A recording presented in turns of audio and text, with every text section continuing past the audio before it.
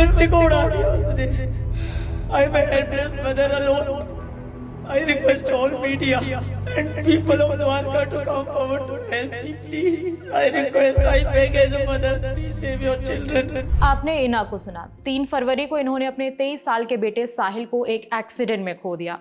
इना अपने बेटे की सिंगल पेरेंट थी। हादसे के बाद उन्होंने खुद अपने बेटे को टूटी बाइक के बगल में निर्जीव पड़े देखा है। एक्सीडेंट का आरोपी माइनर है। इना के मुताबिक आरोपी अपनी बहन के साथ रील बनाने के लिए स्कॉर्पियो कार से निकला था। भयंकर स्पीड में था, इतनी तेज स्पीड कि पहले उसने साहिल की बाइक को टक्कर मारी और फिर आगे खड़ी दूसरी कैब को हिट किया।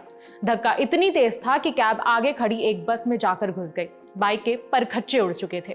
मामला दिल्ली के द्वारका का है। इना बताती हैं कि हादसे के घंटे भर बाद उन्हें पुलिस का फोन आया था। जब वो स्पॉट पर पहुंची तो साहिल की बाइक और जैकेट के चीथड़े उड़ चुके थे। एम्बुलेंस पास में खड़ी थी लेकिन साहिल को हॉस्पिटल नहीं पहुंचाया गया। इना बताती हैं कि उनके सामने उनके बच्चे के मुंह में पैकेट बांधकर एम्बुलेंस में उसे लिटाया गया। इना ने बताया कि हॉस्पिटल में डेड डिक्लेयर होने के बाद वो साहिल की बॉडी मांगती नहीं, लेकिन गार्ड्स ने उन्हें बाहर निकाल दिया। वो अपने बेटे को प्राइवेट हॉस्पिटल ले जाना चाहती थी, एक आखिरी उम्मीद के साथ। इना कहती हैं कि मैं चिल्लाती रही कि मुझे मेरे बेटे को गले लगाने दो, लेकिन वो उसे पोस्टमार्टम के लिए ले गए। वो अपने बेटे को विदेश भेजने वाली थी, लेकिन उससे पहले यह हादसा हो गया। मैंने अपने बच्चे को 23 साल से एज ए सिंगल मदर पाला है और एक रईसजादे की स्कॉर्पियो जो कि स्पीड की रील और स्टंट मारने के लिए अपने घर से गाड़ी लेके निकले थे अनलाइसेंस्ड। उस लड़के को गाड़ी चलानी भी नहीं आती। He was unlicensed driver. उसने 3 फरवरी को मेरे मासूम बच्चे को अपनी गाड़ी से ऑन द स्पॉट उड़ा दिया। मेरे बच्चे को उड़ा दिया उसने। I am a helpless mother alone. I request all media and people of Dwarka to come forward to help me, please. I request, I beg as a mother, please save your children.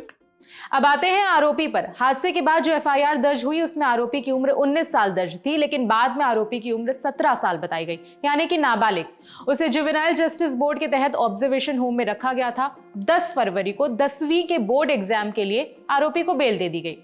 इना के मुताबिक जिस car को आरोपी चला रहा था वो उसके पिता की है। रश ड्राइविंग की वजह से उस पर करीब 13 चालान हैं। इना ने आरोप लगाया कि आरोपी और उसकी बहन रील बनाने के लिए घर से निकले थे और भयंकर तेज स्पीड में थे। कि इस लड़के के पहले भी बहुत सारे ओवर स्पीडिंग के चालान हैं। उसके बाद भी इसके बाप ने इसको रोका नहीं है। उसके बाद भी इसके पास कंटिन्यू गाड़ी है। ये बार बार गाड़ी लेके रोड पे निकल रहा है। इतने सारे इसके ओवर स्पीडिंग के दिल्ली के चालान है। उसके बाद भी इसके बाप के ऊपर भी अभी तक कोई एक्शन नहीं हुआ है। हमारे पास कोई रिपोर्ट नहीं आई है उसकी। और इन लोगों को लगता है कि हम पैसे के दम पे कुछ भी मनमानी कर सकते हैं, रोड पे जाके कुछ भी फन एक्ट कर सकते हैं। पुलिस के अनुसार भारतीय न्याय संहिता की धारा 281 तेज गति से गाड़ी चलाना, 106(1) लापरवाही से मृत्यु का कारण बनना और 125(a) दूसरों के जीवन या व्यक्तिगत सुरक्षा को खतरे में डालने वाला काम के तहत मामला दर्ज किया गया है। एफआईआर के मुताबिक हादसा 3 फरवरी की दोपहर करीब 12 बजे हुआ था। स्कॉर्पियो चला रहे नाबालिग ने साहिल की बाइक के बाद एक कैब को भी टक्कर मारी थी। साहिल की ऑन द स्पॉट डेथ हो गई थी, जबकि कैब ड्राइवर अजित सिंह बुरी तरह घायल है। फिलहाल उनका हॉस्पिटल में इलाज चल रहा है। इला के मुताबिक अजित को भी कई जगह फ्रैक्चर हुआ है। आरोपी 10वीं की परीक्षा के लिए बेल पर बाहर है और उसके पिता के खिलाफ कोई भी ठोस एक्शन लिए जाने की खबर सामने नहीं आई है। गाड़ी पर चालान कटते गए, लेकिन लापरवाही पर कोई रोक नहीं लगी। नतीजतन इला ने अपने 23 साल के बेटे को खो दिया। सड़क पर निकलते वक्त याद रखें कि आपकी लापरवाही किसी निर्दोष की जिंदगी को खत्म कर सकती है। इस खबर में इतना ही। जरूरी अपडेट आता है तो आप तक पहुंचाएंगे। मेरा नाम है विभावरी। अपडेट्स के लिए देखते रहिए दी ललन टॉप।